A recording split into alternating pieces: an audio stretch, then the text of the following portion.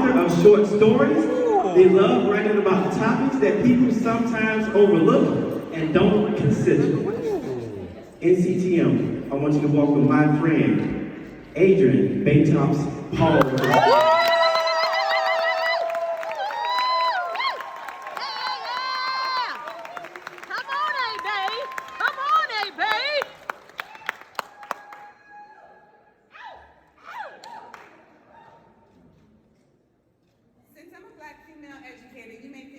Talk about race.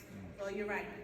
I'd like to talk about the race to apply your understanding of what's equitable versus what's equal. Here's some food for thought. To get to the point, we're all here because we say we know, or we think we know, or other people think we know what it means to provide an equitable learning experience for our mathers. Equity, however, like so many words in our society today, is running the risk of being misused or overused, like woke or patriot. But I believe it is our responsibility as educators to not allow that to happen. Think about when you last engaged with the word equity. Was it in a conversation with colleagues? Did you read it in an article? Did you see it on a post? Did you like it on Facebook or Twitter? Now think back to when you last applied an equitable strategy or made an equitable adjustment to a lesson plan or task. I wonder if it takes you longer to remember that moment, but I'm not here to judge. No, ma'am. If you're talking about it more than implementing it, however, then as the saying goes, if you're not a part of the solution, you know the rest. Yeah. Who benefits from your banter? Who wins from your writing? Who prospers from your posts? The benefit happens when you commit to seeing all of your students as more than equals, but as deserving recipients of equitable opportunities in your math classrooms, especially your students of color. When you educate yourself and invest in curated tasks and lesson plans and assessments specific to the learning goals and needs of students of color, which ultimately benefit all students.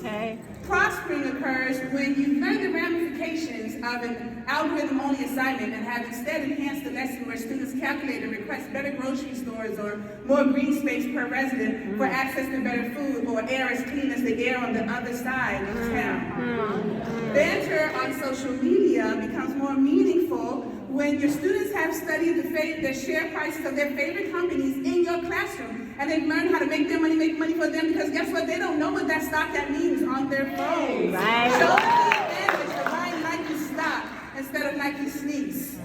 Provide equitable access to financial literacy. And as a result of your love, your dedication, not to equality, but to equity, you can empower your students. As it stands, you have the ability to demystify mathematics for students of color, for all students. You can be their Bob Moses. How should you start? By performing an identity inventory. Support math student identity development by first examining your own. As Gloria Laxton-Billings directs us, don't feel for student weaknesses, but feel with their experiences and embed their funds of knowledge into your curriculum. The time it takes to create an honors, exclusive honors class, which usually separates the whites and Asians from the Black and Latinx students, is time you can spend developing an equitable, inclusive course. It's possible. We did it. It took countless hours and intense work, but it was the only option. Every day we revisit and revitalize our understanding of equity and student need. How can you reinvigorate your equity journey? Think of 3 R's. Relationships, relevance, and readiness. Develop real relationships with your students. Learn more than their addresses and birthdays. See them as children. Learn what they truly care about. Trade family stories. Get to know their communities. As a result of your relationships, you can now create relevant content for their lives, for their citizenship. Get to know, show them the math in every aspect of their lives, because it's there and this is literally our job.